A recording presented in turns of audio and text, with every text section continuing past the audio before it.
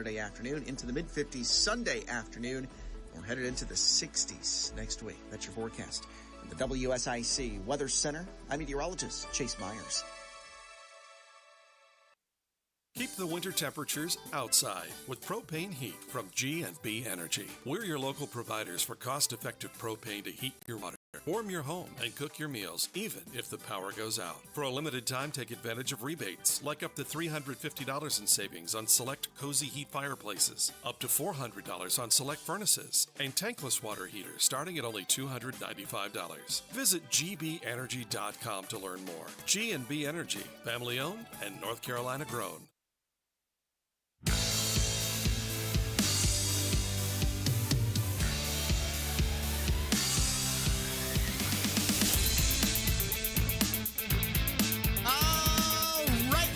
Gentlemen, hello. How we all doing today? Happy Friday. You're listening to the Scoreboard. And what a wonderful Friday it is. Might be a little chilly out there, but it is a very good Friday for us.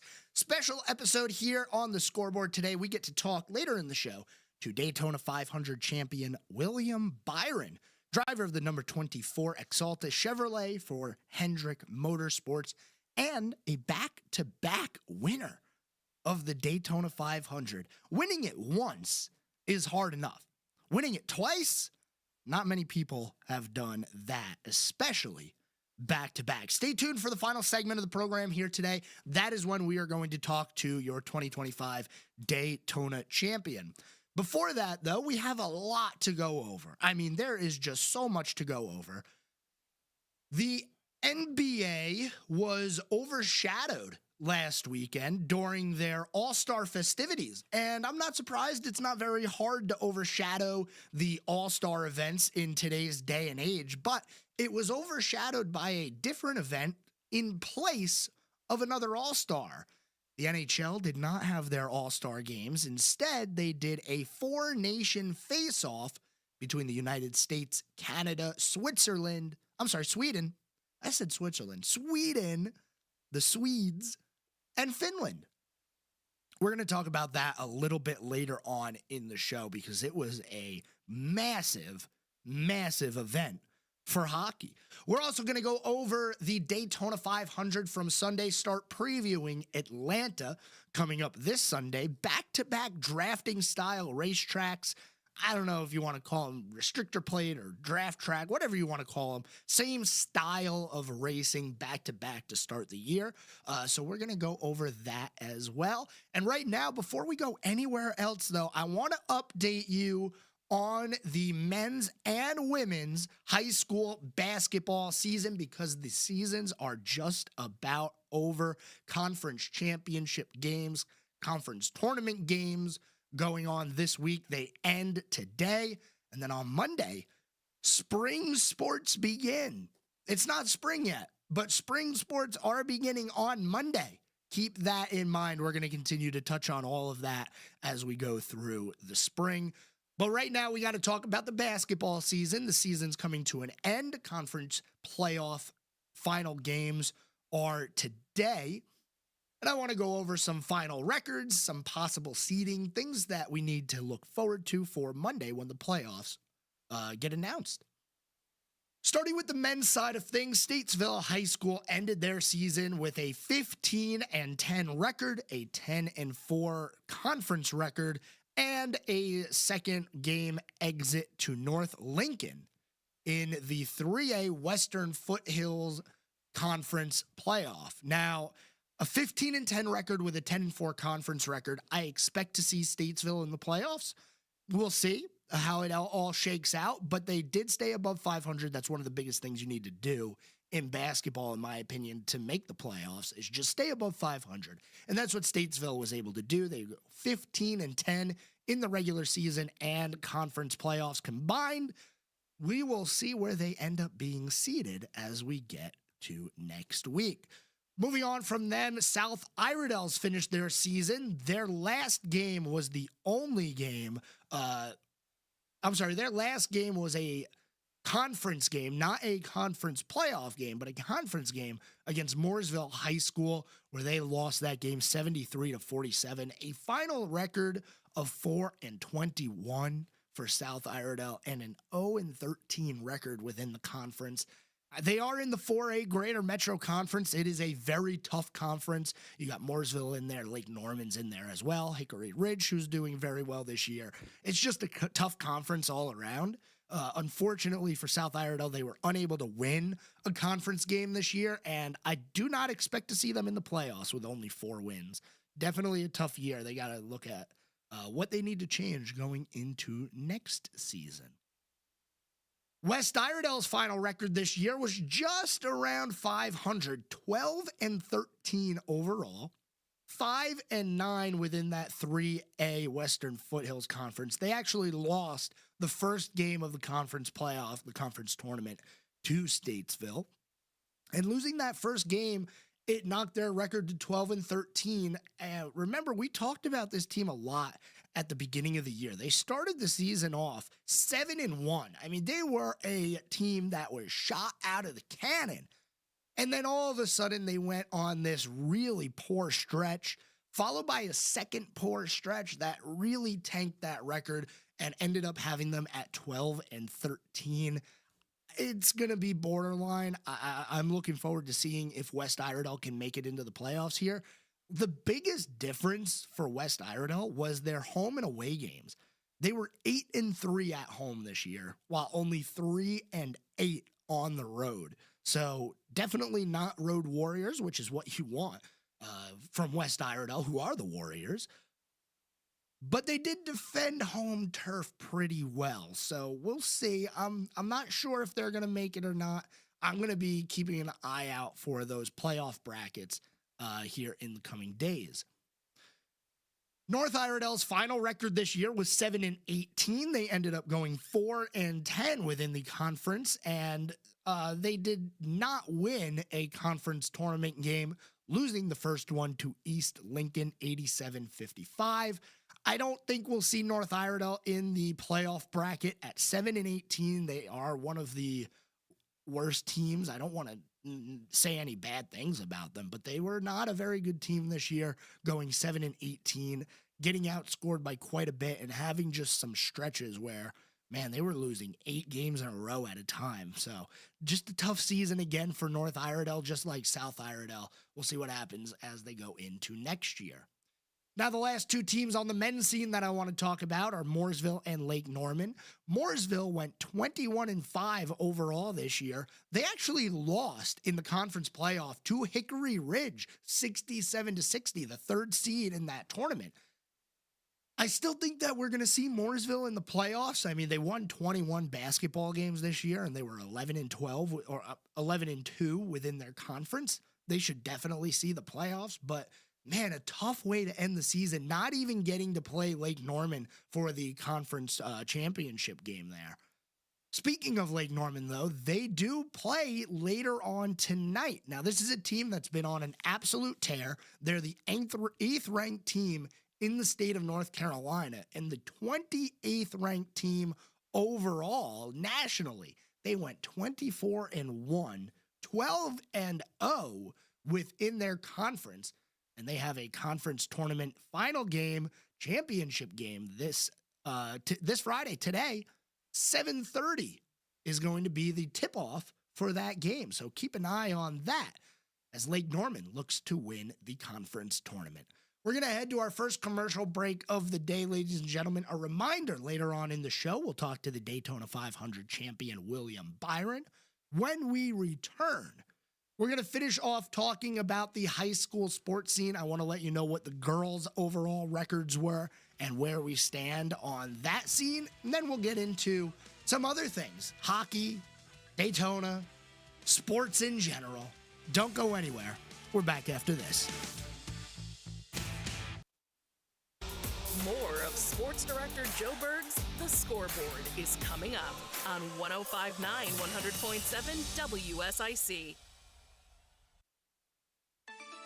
Well, dry weather is finally back and is locking in for a while. Now, still cold as we end the work week. High temperatures this afternoon with full sunshine.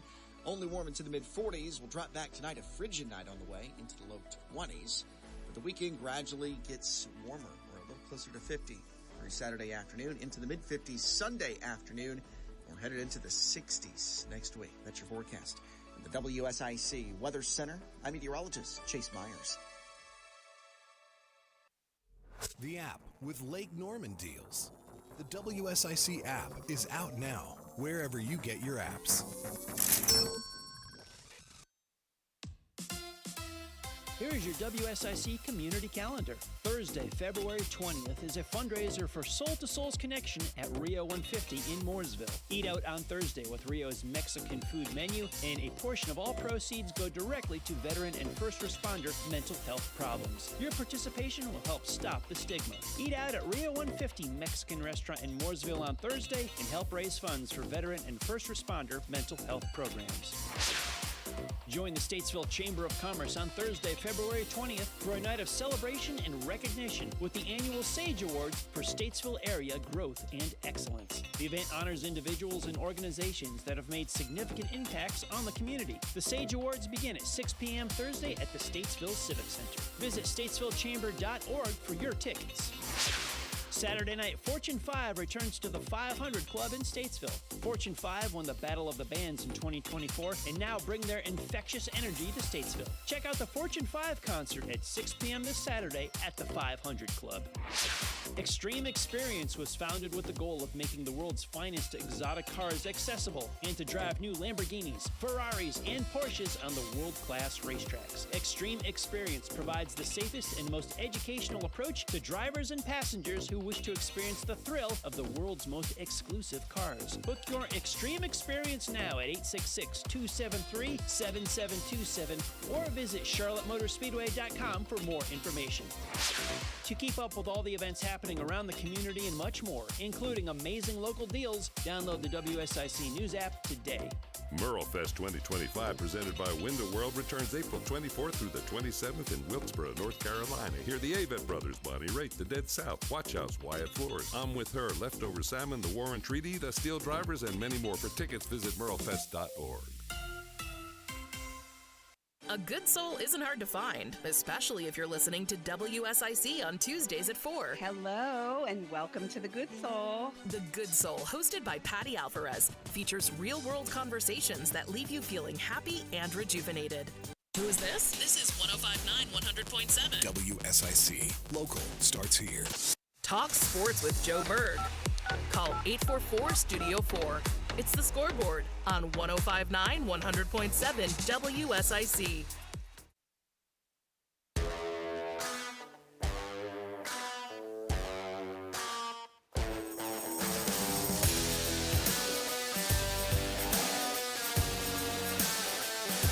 All right, ladies and gentlemen. Hey, segment 2 here on The Scoreboard. Reminder, you could call in if you like, 844-STUDIO-4. That's 844-788-3464. Having a good day here. And in a little bit, about 30 minutes or so, we'll be talking to William Byron, the Daytona 500 champion. Oh, boy. You know, it's interesting. The Daytona 500 is the only race where you call the winner a champion. I don't think there's another race on the NASCAR schedule where you say, hey, this guy is the Ambetter Health 500 champion. No. There's only one where you say that, and it's Daytona. He is the Daytona 500 champion. It's the only one. So we'll be talking to him a little bit later on in the program today. Should be a lot of fun. I for one, am excited. But right now, I want to finish off talking about the basketball scene in the local high school scene. Women's basketball, exactly, to make sure we cover all our bases, because we are at the end of the regular season. We are at the end of the conference tournament. The final games are taking place now, so let's go ahead and talk about some of those girls' teams, starting with Statesville, same as we always do. They are 8-16 overall this year. They lost the first game of their conference tournament, and with an 8-16 record, I just don't see Statesville making the playoffs. Same with West Iredell. They had a really rough year, and it just continued for the past about 4 years now, I believe, where West Iredell only wins a game or two a year. It's been a really rough stretch for them. Their last game of the year was on Monday in the conference tournament, where they lost to North Lincoln 73-15. So just a tough season for that West Iredell girls team. South Iredell also had a tough year at 7-18. It just seemed like a lot of the girls teams in our area were having rough years. There's really only a couple where you look at their overall record and say, hey, they were really good this year. They actually have a chance moving forward in the playoffs. There's not many of them. And that includes South Iredell. That includes who we just talked about, West Iredell having a bad year. But also, there are some good teams in the area. I don't want to just have bad teams that we're talking about. You have North Iredell, who finished the season at a 17-9 record. They did lose in the conference tournament in their second game to North Lincoln, but they won game one against Hickory, which is awesome. I do expect to see the North Iredell team making the playoffs and in the bracket. You also have Mooresville, who, man, they had a really off year. The Mooresville and Lake Norman, those Mooresville area schools usually have really good teams, and Mooresville's girls basketball team, they just didn't have the year that we all expected them to have. 9-14, they lost in the conference tournament. It's just a rough one for them. But then you look at the other side and you see Lake Norman, and it's like, oh my goodness, Lake Norman went 23-1. The men's team went 24-1. So for Lake Norman basketball, combined, only 2 losses this year. That is an achievement right there.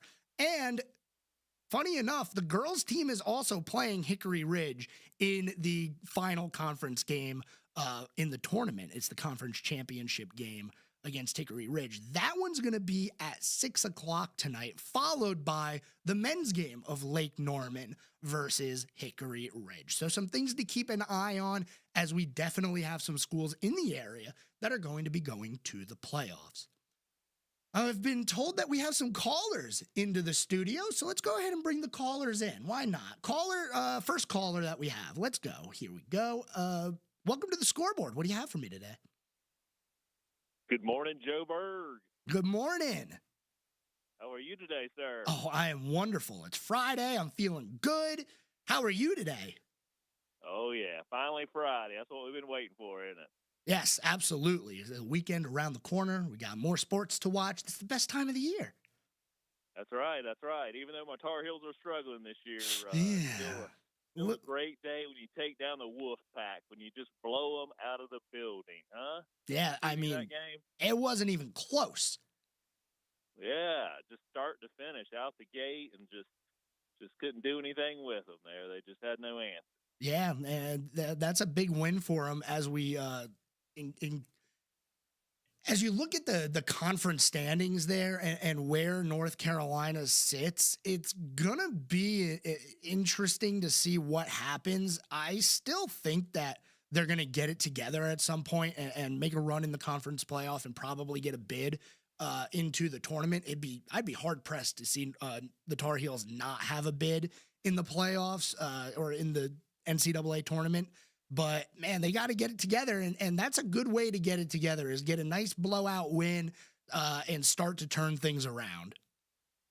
Yeah, for sure. Yeah, they got to, I think, pretty much just win out, and really be nice to be able to beat Duke in the Dean Dome that last game of the season, yep. Or at least got to keep it close. Can't have another blowout against them just to keep their chances up there and probably win a couple games in the tournament and, just see where it goes. But, yeah, obviously they've been struggling this year, but got to brag on them when they win, especially against their old-time rivals there. Anytime you beat State and Duke, and sports around here is big time for the Tar Heels. So absolutely, got to brag about them a little bit. Almost putting up 100 points too. That's special in itself. Yeah. If you almost drop 100 in a college game. Yeah, yeah. And if we had been in Chapel Hill area, we could have gone to the game for free. Just walked on in. There you go. Yeah, it was a snow game, so nobody hardly showed up. So all the students got to sit wherever they wanted for free. So How about that? Nice they did that. That's pretty awesome. Yeah. How about it? Yeah, for sure, for sure. Hey, and to get to your Lake Norman question, I heard you saying, how dominant they are. So, they've always had really great programs down there. I wonder, too, sometimes it has something to do with maybe the money on that end of the county and just, things, not saying that they don't have great players, but just, maybe get a little more influence as far as situations and players. Maybe some of the high school NIL. I don't know if that's even started yet, but they've always had strong teams down there. I asked a couple of players here and there, not anybody with Lake Norman, if they had seen any NIL or talked to anybody about NIL. And it doesn't seem like there's that much going on in this area, but I might not have talked to the right people about that. You never know. But I think it's really a combination of what you said. It is the boosters and the influence of the money. But also, once you start to build that reputation as a very good high school sports program, if you have an athlete who's going into high school, you're going to want to put them in the best position to succeed. So you try to get them into these schools like Lake Norman, and they just continue to have great athletes come in and out of that program. So I think it's just a combination of all of that. Right, yeah, I think you're right. Yeah, just kind of the area, and I think they kind of get in with a lot of good AAU-type programs. Yep. They're probably playing in some really good competition, and, better competition, I think, makes you stronger and better in the end. You learn a lot of things. But, yeah, kudos to them. Yeah, they always have a great team in basketball, and so hopefully they can maybe go all the way this year and win the title, and, it'll be good to see for the local area. Absolutely. I completely agree. Well, hey, I appreciate you reaching out today. Always great to hear from you. Yes, sir. Yes, sir, Joe. You have a great weekend. We'll talk to you later. You as well. Good to talk to you today. Thanks for calling in. We'll see what happens with those Tar Heels, man. It's not the year that they were hoping to have, not the year that they were expecting to have by any stretch of the imagination. We got another caller here in the studio. Let's go ahead and bring him on. Good morning, caller. Welcome to the Scoreboard. How are we doing, Joe? I'm doing great. How about you? I got a few different things. If you give me a couple of minutes, and I want to listen to your expertise after I tell you these things. Let's do it quick, because we got to go to commercial here in about 2 minutes. But if you want to do it quick, I'm all ears. Can I wait for after the commercial then? Yeah, let's do that. Let's wait till after the commercial. Can we put him back on hold, and we'll bring him back in on the other side of the break? Just hang tight with us. We'll bring you in there. Throw him back on hold, and I'll just finish out the segment. I do want to, before we get into anything else, talk about the Four Nations face-off that the NHL put on over the past week and a half or so. If you know what it is, then you know what it is. It was the U.S., Canada, Sweden, Finland in a four-nation round-robin tournament with the top two teams facing off in a championship. That championship game was last night between Team USA and Team Canada. And I got my heart broken by Connor McDavid. That's fine. That's fine. Connor McJesus, he's just only the best hockey player in the world. I mean, who else would it be scoring the overtime winner? When it went to overtime, there was something in the back of my head that I'm just sitting there like, we haven't had a best-on-best tournament since 2010, and when that happened, Sidney Crosby scored in overtime, and here we are in overtime, and here's Sidney Crosby still on the team. I really thought it was going to be Crosby to put the game winner in. Once it went to overtime, I was like, man, it's going to be hard for the U.S. to win that, but props to Jordan Binnington. He stood on his head in overtime, showing shades of his 2019 self when he was with, and he still is with, the St. Louis Blues, playing the Boston Bruins in the Stanley Cup Final, Game 7 back in the TD Garden. He did it again. A winner-take-all game. He stood on his head, had a wonderful game. Team Canada ends up winning the inaugural. And I heard that said a lot, and I'm going to touch on that if we have time a little later. The inaugural Four Nations face-off. Can we see it again? I don't know how we go back to an all-star game after that. Stay tuned. We got more of the Scoreboard coming up. We're back after this. This guy knows his sports, right? There's more of the Scoreboard with Joe Berg on the way on 105.9 100.7 WSIC. Well, dry weather is finally back and is locking in for a while. Now, still cold as we end the work week. High temperatures this afternoon with full sunshine. Only warm into the mid-40s. We'll drop back tonight, a frigid night on the way, into the low 20s. But the weekend gradually gets warmer. We're a little closer to 50 through Saturday afternoon, into the mid-50s Sunday afternoon. We're headed into the 60s next week. That's your forecast. At the WSIC Weather Center, I'm meteorologist Chase Myers. Kane Center for the Arts. We're more than a venue. We're the heart of creativity in the Lake Norman region, bringing exceptional visual arts, performing arts, and unforgettable gallery experiences to our community. Discover the difference. kanearts.org. Craving a taste of Italy? At Palmadora's, we serve up scratch-made comfort with every bite. From our hand-tossed pizzas to classic pasta dishes, it's the perfect place to gather your family or just treat yourself. Visit palmadoras.com for menus and hours. Your table's waiting. Hi, this is Bob McIntosh with the McIntosh Law Firm in Davidson. Since 1997, we have been committed to providing our clients with competent, caring, and experienced legal services. Learn more at McIntoshLawFirm.com. Tilly Harley-Davidson is simply the best, and their service department is second to none. Right now, 1K, 5K, and 10K M8 service is only $351.25 plus tax, including Sin 3 and heavy gear oil. Stop by to schedule your next service or online at TillyHD.com. Be road ready with Tilly of Statesville.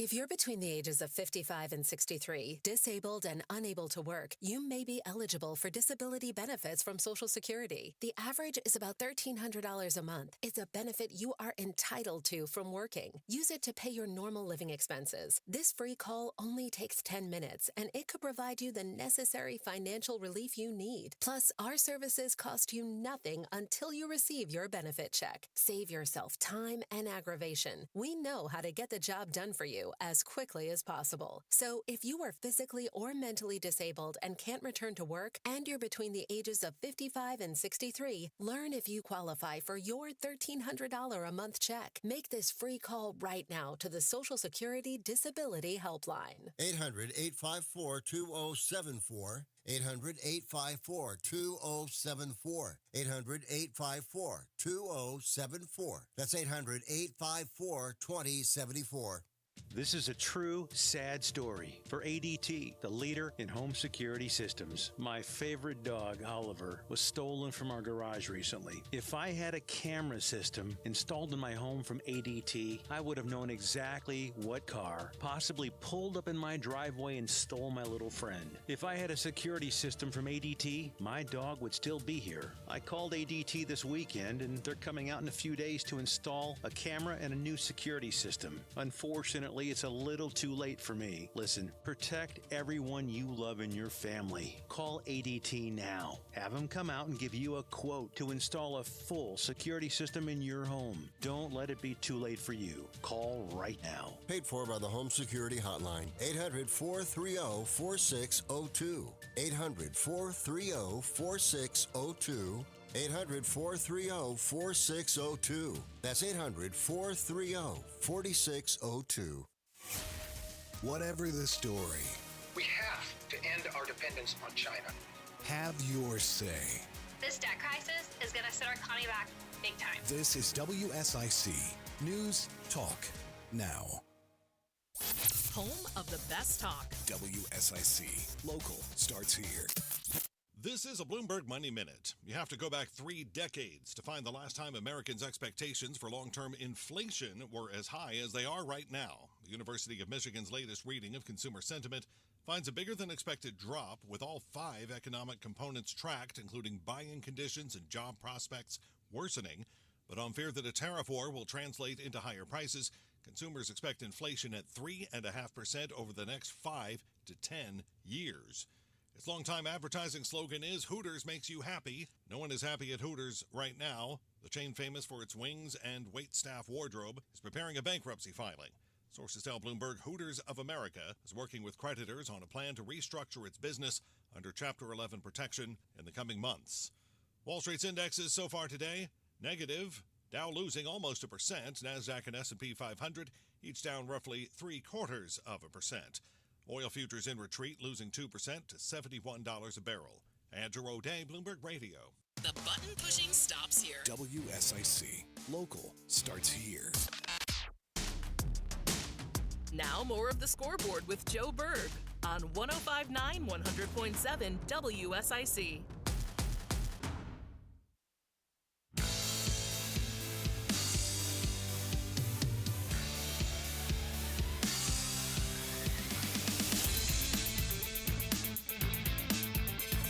All right, ladies and gentlemen, we are back here. Segment number 3. A reminder, here in about 10 minutes or so, we're going to have William Byron, Daytona 500 champion, 2024 and 2025. Whoo, boy. Back-to-back Daytona 500 champion. That's a special feat right there. First one to go back-to-back since Denny Hamlin. 2019-2020. We do have a caller who was kind enough to hold with us as we went into that commercial break. Can we go ahead and bring our caller live into the studio here? Welcome back, Lenny. Good to hear from you again today. What do you got for me today? Yeah, I'm going to go through this best I can, then I want your expertise. All right. Okay, last week, the Bengals are a team to look for in the NFL because they have plenty of cap money available, and they lost so many close games, and Burrow was hurt many of the games. That's the team that I think is the one to look out for. That's in the NFL, of course. In basketball, they got to move the 3-point shot. In the NBA, they got to move a little bit further back. I got to give you a rule because I'm a stickler with stupid rules. I don't know if people know in the NBA, if you take a shot and it goes over the backboard, like you're almost falling off the court, and it goes directly over the backboard, and it's a miracle shot, and it goes in the basket. You cannot do that in the NBA. And it's so stupid that you can't do it. If you do it, I would give him a 4-point shot for it because that's how hard it is to do. And then I want to tell you about Tony Kornheiser from the ESPN show PTI. It's time for him to get out of the basement and stop sucking on his eyeglasses when he's talking to people. People don't know also Colin Cowherd, a few years ago when Mahomes got beat up against Tampa Bay, he knocked the hell out of Mahomes that he'd never be that great of a quarterback in a big time. And I want to also, everybody, that you said that they should have ran the ball more, the Chiefs against Philadelphia. Yeah, they only ran it 7 times. I'm sorry? They only ran it 7 times. Yeah, well, they couldn't run. I hate to dispute it with you, but one of the reasons they didn't do it is because the line was just kicking their butt, as we know, and it's hard to open up a hole for running. It didn't just protect the passer. They couldn't even protect the passer, so they weren't going to be able to really run the ball successfully. And I just, wanted to pass it on. And I want people to also know, when there's so many games that go into overtime, and you watch these NBA games and college games, the reason they go into the overtime is because the referees control the games. And the referees really want to be a good guy. They don't want to be a bad guy. Give you an example. If your team is winning by 6 points, and there's 40 seconds to go, and the other team gets the ball, and they go into the basket. If you go near the player going to the basket, just go near him, the referee's going to call a foul because your team is winning by 6 points. Do you agree with me with some of this stuff? Yeah, I hear what you're talking about. I think they can be a little quick on the whistle in those situations, but also you got to think about what the expectation is at that point. And I think for the referees, they are just expecting for the team to go in and foul. So there are times where I feel like the whistle is a little quick and maybe let them try to tie up the basketball and maybe get a jump ball from that. But I do cut them a little bit of slack in that situation because the expectation is that you're just going to go foul him, hope he misses a free throw or two, and chuck a 3 on the other end and try to catch up that way. So I do give them a little bit of leeway on that. And I want to give you another stupid rule in sports. In college basketball, if there's 4 seconds or 3 seconds to go in the game, and you're taking the ball, the team winning by 4 points is taking the ball out underneath the basket. So if you foul the team that's winning by 4 points, the losing team fouls the team that's winning by 4 points. The clock doesn't start. So in a way, you're happy that the clock didn't start, and you still got 5 seconds, let's say, to go in the game. In the NBA, if you do that, you get 2 shots, and they get the ball back. In technical. College, it's technical, but not in college. People don't realize in college, if you have less than 7 fouls, it's a 1-on-1 situation. So you should foul a team before they even take the ball out sometimes, because if they miss the first foul shot, you got possession in a basketball. They should change that rule in college like in the pros, because if you purposely foul somebody because you don't want the clock to start, and I don't know why coaches don't do more what I'm talking about, Joe. Yeah, I completely agree. I'm going to touch on a few of the things you said, but I am going to let you go here. I appreciate you calling in today. And I always love talking to you, Joe. You're a good man. Absolutely. Hey, thank you. I appreciate it. Good to hear from you. Okay, so there's a couple of things about college basketball that I personally would change. I don't think it should be 2 halves. I think it should be 4 quarters, just like the NBA. But I also think that a lot of what college sports does should be parallel to what they do in the professional sports. So rules should be relatively similar. I understand in college football you have that stopped clock rule on a first down, and thankfully they changed it to where now it's only a stopped clock on a first down when you're under 2 minutes in either the second half or the second quarter or fourth quarter. I understand the idea of fouling a player before the inbound, but that can get fishy just because the player doesn't have the ball.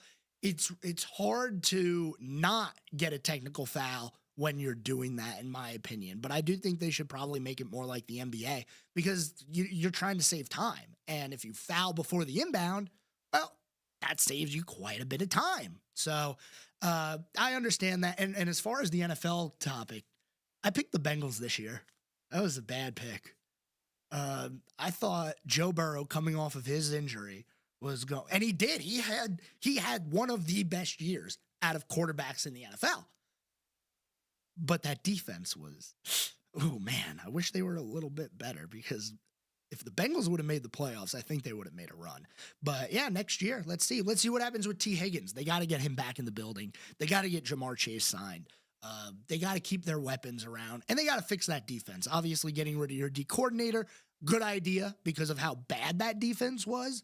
But we'll see. I don't think I'm going to pick the Bengals again next year. I'm probably going to play it smart and say, all right, fine, you got me. The Chiefs are going to go to the Super Bowl.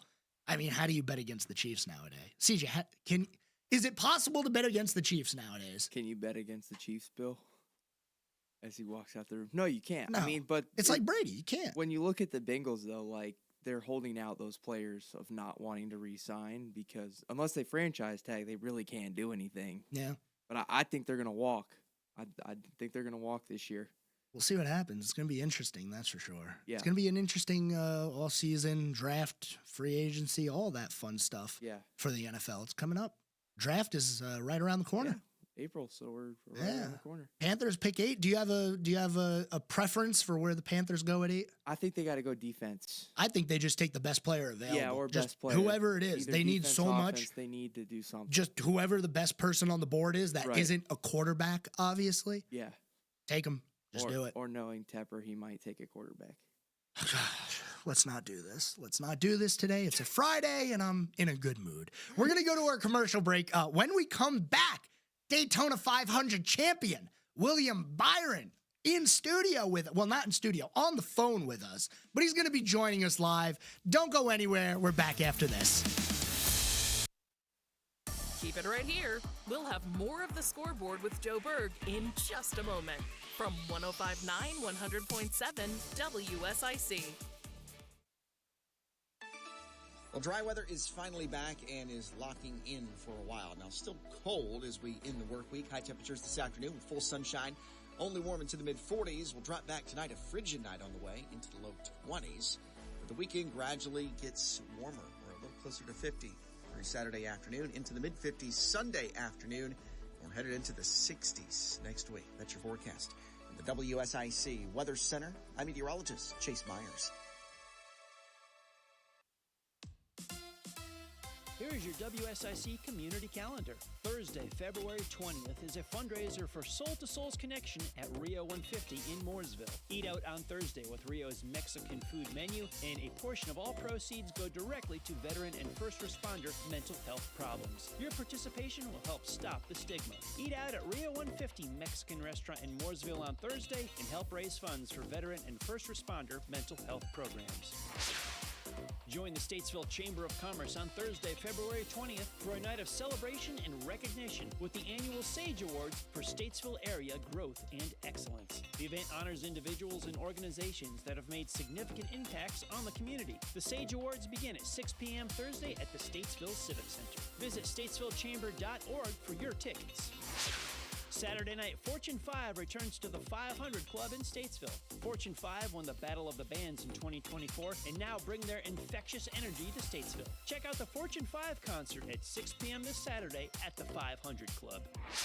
Extreme Experience was founded with the goal of making the world's finest exotic cars accessible and to drive new Lamborghinis, Ferraris, and Porsches on the world-class racetracks. Extreme Experience provides the safest and most educational approach to drivers and passengers who wish to experience the thrill of the world's most exclusive cars. Book your Extreme Experience now at 866-273-7727 or visit charlottemotorspeedway.com for more information. To keep up with all the events happening around the community and much more, including amazing local deals, download the WSIC News app today. Merlefest 2025, presented by Window World, returns April 24th through the 27th in Wilkesboro, North Carolina. Hear the Avett Brothers, Bonnie Raitt, the Dead South, Watch House, Wyatt Flores, I'm With Her, Leftover Salmon, The Warren Treaty, The Steel Drivers, and many more. For tickets, visit merlefest.org.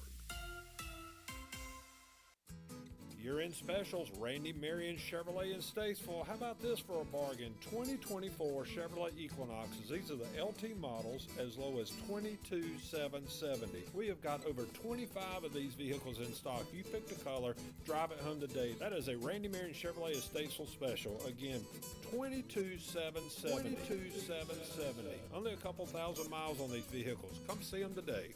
Randy Marion Chevrolet in Statesville. It's the Scoreboard with your host, Sports Director Joe Berg on 105.9 100.7 WSIC.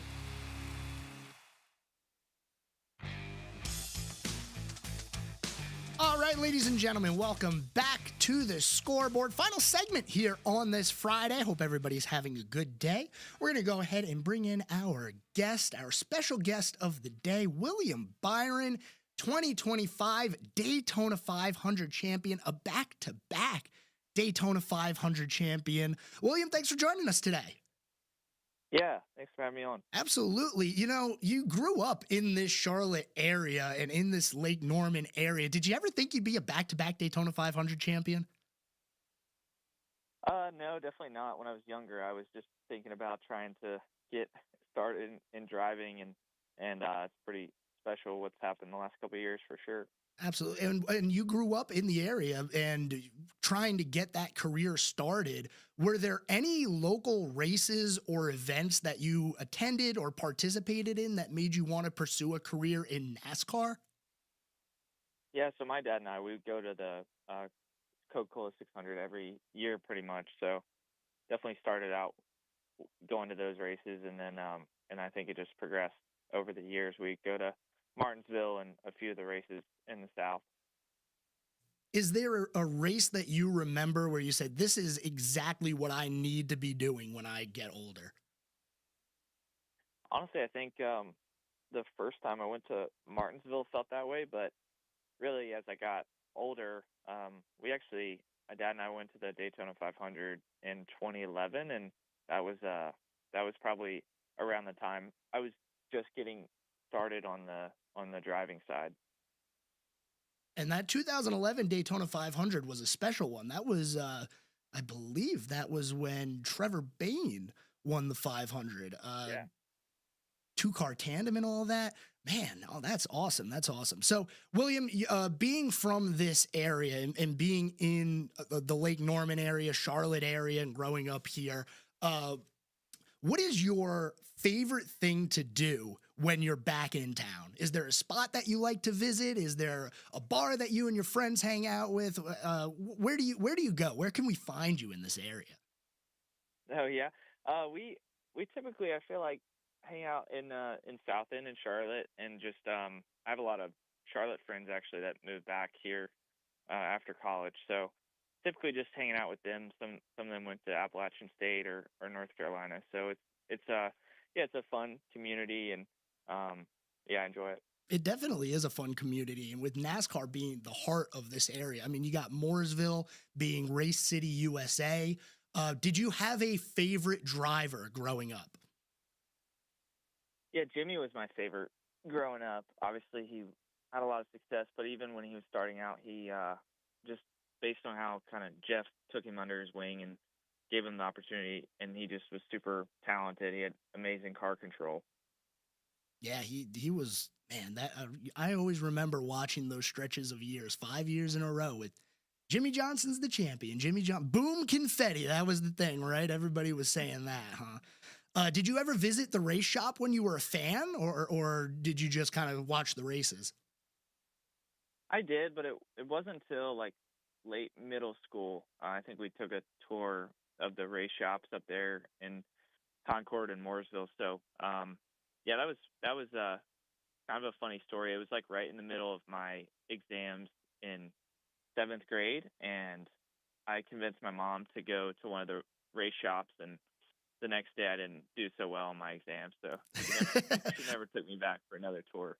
Well, I'm sure she forgave you for that, considering where you ended up here. What was that like the first time you stepped into Hendrick Motorsports after having visited it as a middle schooler? Now you're in the building, you're part of the team. What was that feeling like? Oh, it was amazing. I mean, Hendrick is the shop itself is extremely clean and organized, and they do such a good job, all the employees, of, producing the best cars we can have. So it just, I think seeing that and being a part of that was kind of intimidating at first, but definitely really cool anytime you walk in that shop. Absolutely, and you're right. They do give you guys good race cars over there. One of them winning the Daytona 500. So this year, you come off of Turn 4, seeing the white flag. You're mired back there in the pack a little bit. Take us through that final lap and what your thought process it was and how you ended up on the other side of the wreck as the winner. Well, I think going into that last lap, just thinking about how far forward I could get on the outside lane, and then really when the momentum started to shift, and everyone was kind of getting broken up, and there was a lot of kind of movement going on in the first couple rows. So really the momentum started to shift, and that's when I felt like there was an opportunity to move, and just really I think that's when everything started to happen off of Turn 2. And you get through that wreck on the backstretch, you see the clear track in front of you. Was there ever a time where you almost lifted a little knowing that they were wrecking and you were expecting a caution to come out? Or were you just pedal to the metal, full to the floor? I haven't looked at the data or anything, but I don't think I ever lifted. But it was, I think anytime you're there, like in a last lap situation, you're just committed to kind of go where they are based on the momentum. And, so I think that was what happened. And you're still considered one of the young guns of the sport. And now you have 2 Daytona 500 championships. And there are a lot of other young drivers in North Carolina who are growing up who want to get into NASCAR, do you have any words of advice to any of the kids out there racing at Millbridge or the quarter midgets, anywhere, how they can advance their career? Well, I think it just takes a lot of practice and honestly just getting out there to your local track and racing as much as you can. There's a lot of, like you said, at Millbridge, there's a lot of young kids racing out there, and that's a pretty cool track. They used to have Concord Speedway, used to be kind of what Millbridge is now. So it's cool to see how much it's taken off. Absolutely, it is.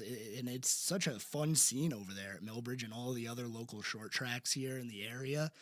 Do you still go watch races at local short tracks? I do, yeah. I've been out to Hickory. I've actually raced out there last 2 years ago. In May, they have a big race out there. So yeah, there's a lot of, with the Cars Tour and everything going on, there's a lot of short track racing around the Carolinas right now. Are you going to get into any Cars Tour racing for fun anytime soon? Yeah, I ran Caraway last July, around July 4th, and that was really fun. I enjoyed it. So nothing planned at the moment, but I'm sure as the year goes, I might try to get in a car here and there. Absolutely. We're talking to William Byron, the 2025 Daytona 500 champion and the 2024 Daytona 500 champion. Do you know the history of the back-to-back winners of Daytona? Did they explain that to you once you won the race? Yeah, just hearing it. It was funny on media day before the weekend. People were talking about that, and I just said it would be a nice kind of footnote to the weekend. And definitely, some of those names are pretty awesome to be part of. Absolutely. It is awesome. Denny Hamlin, the last one before you to go back-to-back, and he's still racing. What's it like to be in the Cup Series with some of the guys that you probably grew up watching, like Denny Hamlin, and now you're competing with them, and I'm sure you're talking with them in the pits? What's that like? Yeah, I feel like there's a real mutual respect throughout the garage, and it's cool to learn from some of the guys that came before us, and honestly seeing a new wave of younger drivers coming up too. Absolutely. And famously, as they always mention on the broadcast, you got your start in iRacing, correct? Yeah, I did. Was it the iRacing that made you want to become a race car driver, or did you go to a race and say, I want to be a race car driver, and then did iRacing and moved into an actual car? How did that process kind of take place? Well, iRacing was big when I was younger. Dale Jr. and Landon Castle were promoting it pretty heavily, and I think around 11 or 12 years old is when I got into it, and really just from watching practice and qualifying one day, they were talking about how big it was or how much they used it, and so for me, it was a great avenue to learn how to race, and there's a huge community on there, hundreds of thousands of people racing on there. There is a ton of people on there. And just recently, iRacing did their Daytona 500 event. William, me and you, commonly, now we are both 500 champions. I did race the Daytona 500 on iRacing, and I got myself a win in the William Byron car. So, hey, I'd like to think that I put that into motion for you this year, where I was in that car, won it for you, and you went out there and won it. That's exactly what it was, right? Yeah, that's pretty cool. It is. Yeah, I'd say so too. Well, hey, William, congratulations on the Daytona 500. Looking forward to seeing how you guys do the rest of the year. We got Atlanta coming up this weekend, which is the same style as Daytona, but it's much different. Can you explain some of the differences between Daytona and Talladega and the drafting that we see at Atlanta?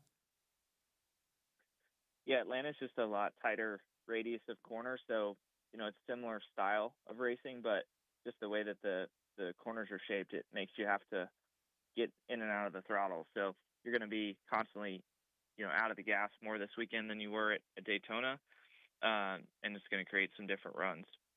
Yeah, and it's going to be a great one. I mean, we had that 3-wide finish last year that everybody loves to talk about, so we'll see what happens. William, I appreciate you joining us today. Congratulations again on back-to-back Daytona 500s. I'll be cheering you on throughout the rest of the season, looking forward to how you do, and hopefully we get to do this again soon. Yeah, I appreciate it. Absolutely. Thanks, William. Thanks, man. Absolutely. Well, ladies and gentlemen, that is all we have for you today here on the Scoreboard. Everybody have a great weekend. I'll see you guys next week. Serving you better than ever before. 105.9 100.7 WSIC, Statesville, Mooresville, North Charlotte.